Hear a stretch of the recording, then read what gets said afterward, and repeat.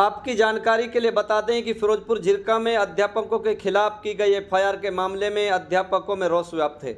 मामला अब दिन प्रतिदिन तूल पकड़ता जा रहा है। आज विभिन्न संगठनों के अध्यापकों ने खंड शिक्षा अधिकारी कार्यालय पर इकट्ठे होकर शिक्षा बोर्ड के खिलाफ नारेबाजी की तथा अपने निर्दोष साथियों पर की गई गलत एफआईआर को रद्द करने की पुरजोर मांग की।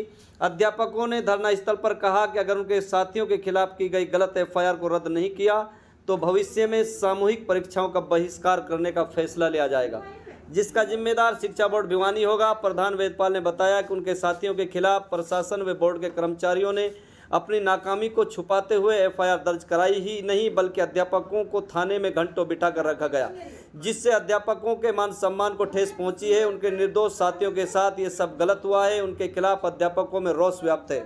बोर्ड प्रशासन को चाहिए कि तुरंत साथियों के खिलाफ दर्ज की गई एफआईआर को वापस लें तथा उन्हें निर्दोष सिद्ध करते हुए उनका मान सम्मान वापस लौटाएं।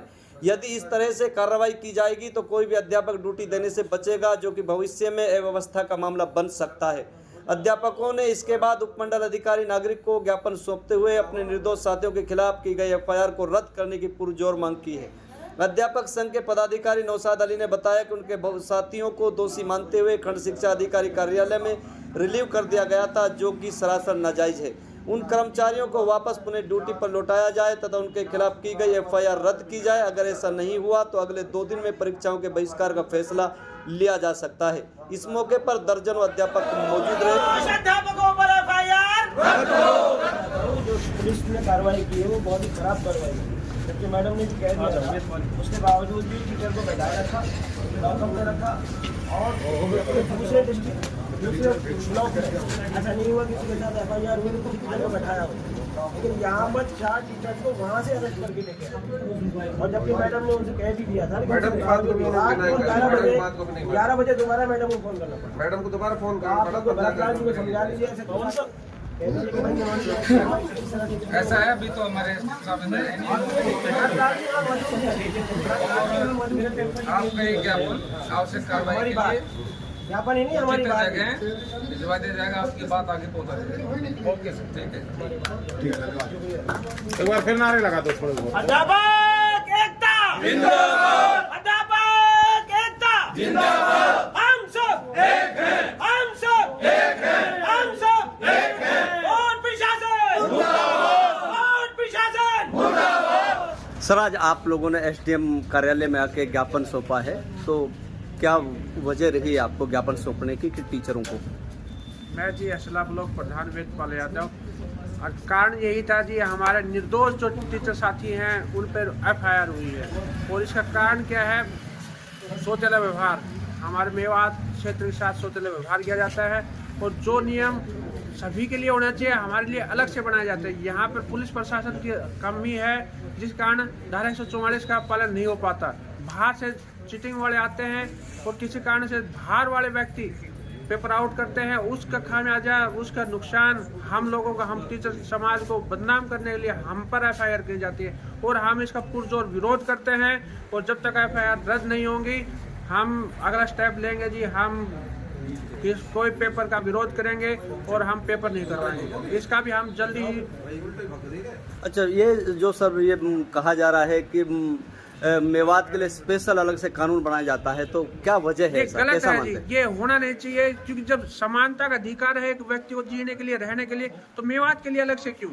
अगर अलग से है तो उसका कारण बताया जाए कि ऐसा आखिरकार क्यों है।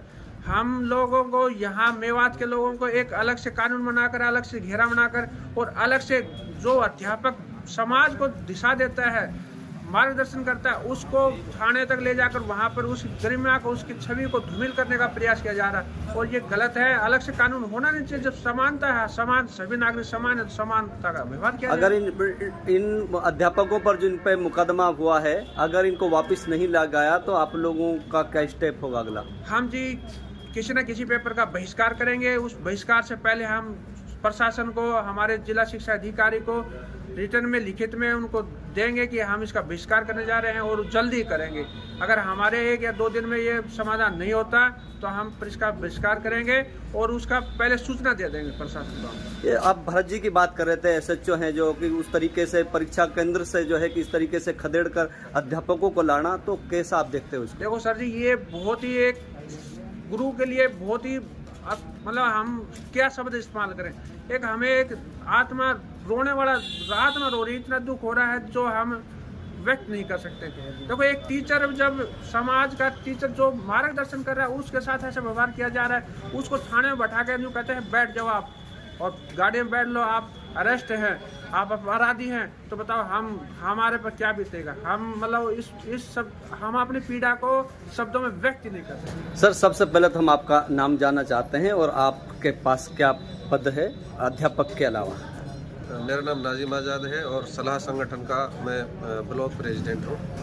आज जो ये हमने ज्ञापन सौंपा है, ये बोर्ड द्वारा जो हमारे निर्दोष अध्यापकों के खिलाफ जो कार्रवाई की गई है उसकी FIR रद्द कराने के लिए और अपने जो साथी हैं उनको ड्यूटी पर वापस लौटाने की मांग को लेकर के हमने यहाँ उपमंडल अधिकारी को ज्ञापन सौंपा है। तो क्या आश्वासन आपको मिला है?